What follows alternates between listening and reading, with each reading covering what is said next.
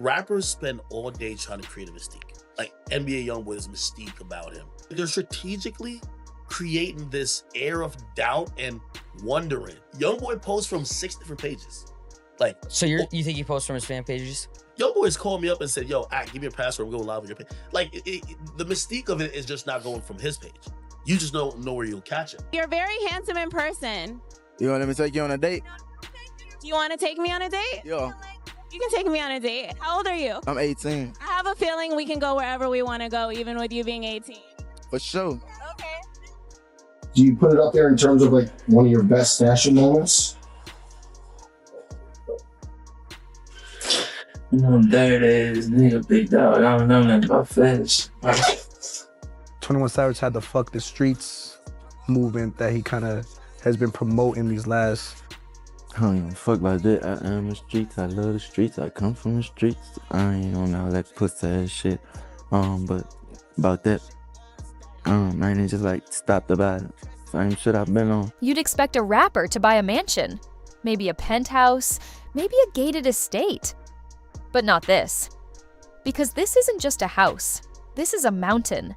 And not only did he buy it, he named it Gravedigger Mountain.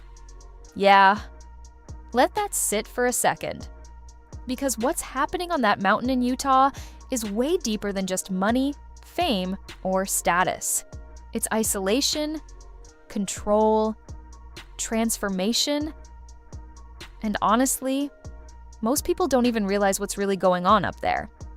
Now think about this for a second.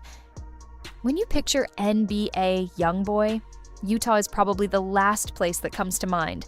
You think Baton Rouge, you think chaos, pressure, and to come up from one of the toughest environments in Louisiana, but somehow, this same artist became one of the most streamed names on the planet. We're talking years at the top of YouTube, not just in rap, overall. That kind of dominance doesn't happen by accident. And the wild part? He built that while dealing with non-stop legal pressure that would have ended most careers. So when he suddenly ended up living on a mountain in Utah, people were confused. But that move wasn't random.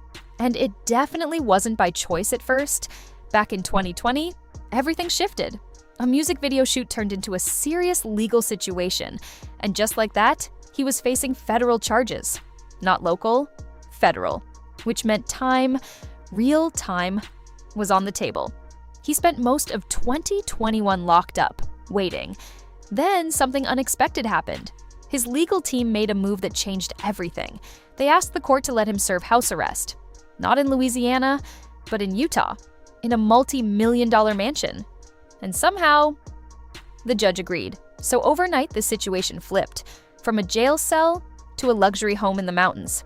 But here's where it gets interesting, because that house was just the beginning. At first, it looked like a temporary setup, just a place to serve time. But then he made another move. He bought more land, more space, more control. And that's when it happened. He gave it a name, Gravedigger Mountain. That wasn't branding.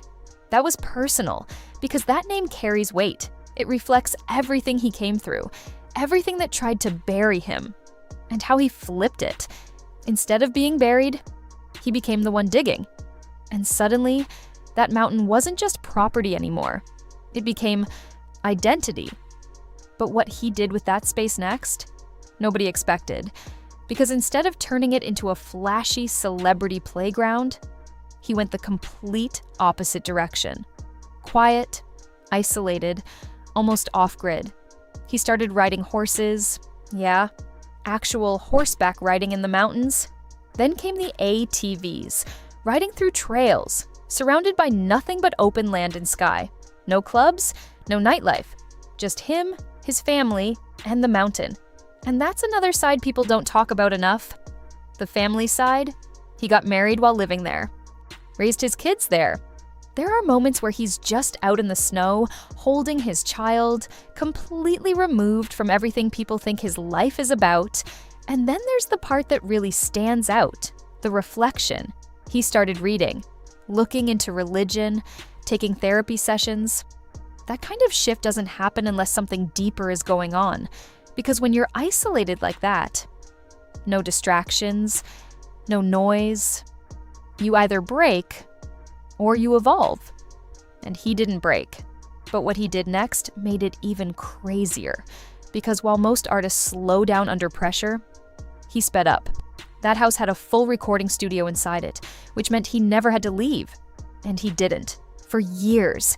He stayed on that property and just kept creating.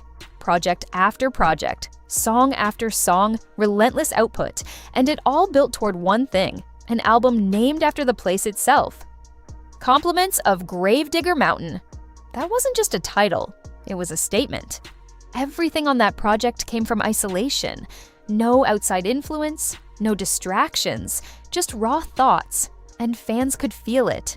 That energy was different, more personal, more honest, because it wasn't made in a studio somewhere in the city. It was made on a mountain, during confinement. And somehow, that punishment turned into one of the most productive eras of his career. But there was another side to that mountain.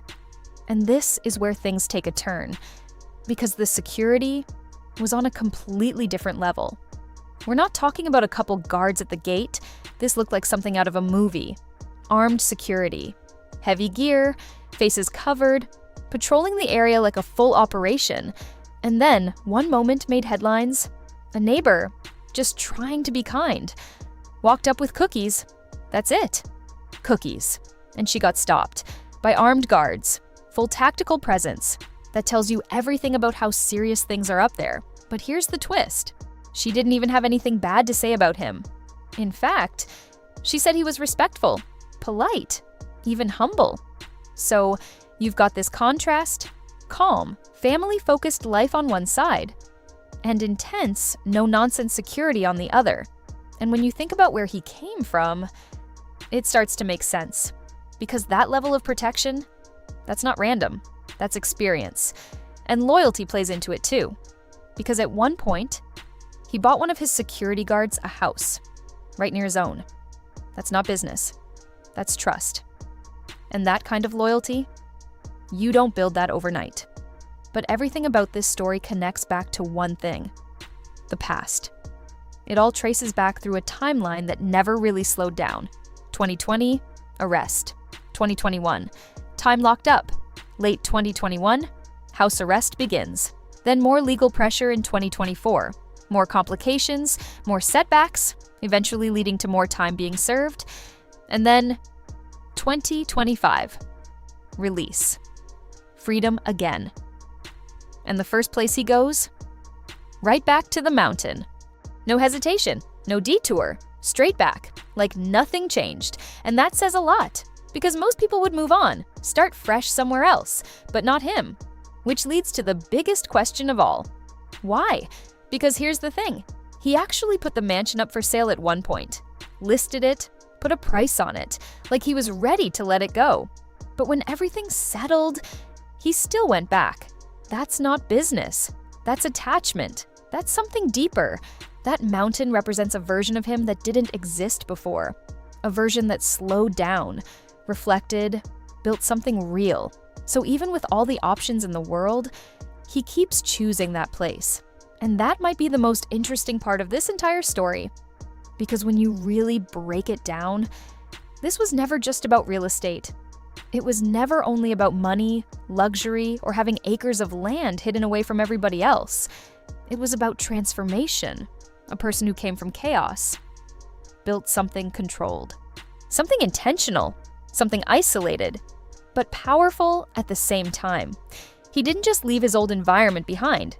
He created an entirely new one from scratch. And that changes the way people look at the whole thing. Because most celebrities move to places that already exist. Big mansions, expensive neighborhoods, private communities. But this feels different. This feels like someone trying to build a world that reflects exactly who they became after everything they survived. Every part of that mountain represents control, privacy, distance, silence, things he probably didn't have much of growing up. And maybe that's why he keeps going back there. Not because he has to, because he wants to. Because for the first time in a long time, that place feels like his. No outside noise, no pressure, no cameras waiting outside the gate. just space to think, space to breathe. And maybe that's why the name Gravedigger matters so much, because it doesn't sound polished or glamorous. It sounds heavy, almost symbolic, like burying an old version of yourself, the chaos, the mistakes, the past, and replacing it with something stronger, something permanent. So when people look at that mountain, they see property. But he probably sees proof. Proof that he escaped one life and built another with his own hands. So now the real question is, what comes next? Because if history tells us anything, it's that he's not done yet. And whatever comes out of that mountain next is probably going to hit different. Because places like that don't just change people, they sharpen them. And when someone disappears from the noise long enough to really focus, that's usually when the biggest moves happen. Maybe it's music, maybe it's business, maybe it's something nobody sees coming yet. But one thing feels clear, that chapter of his life isn't over. It might actually just be starting. And that's why people keep watching. Because whether you respect the journey or question it, you can't really ignore it. From chaos to isolation, from survival to complete control over his own world. That transformation is what makes this story bigger than just headlines or rumors. So now we wait to see what that mountain gives the world next. And if you made it this far, drop a comment and let me know what you think. What do you think comes next? And if you enjoyed this video, make sure to subscribe, turn on notifications, and stick around for the next story. Because trust me, this one is far from over.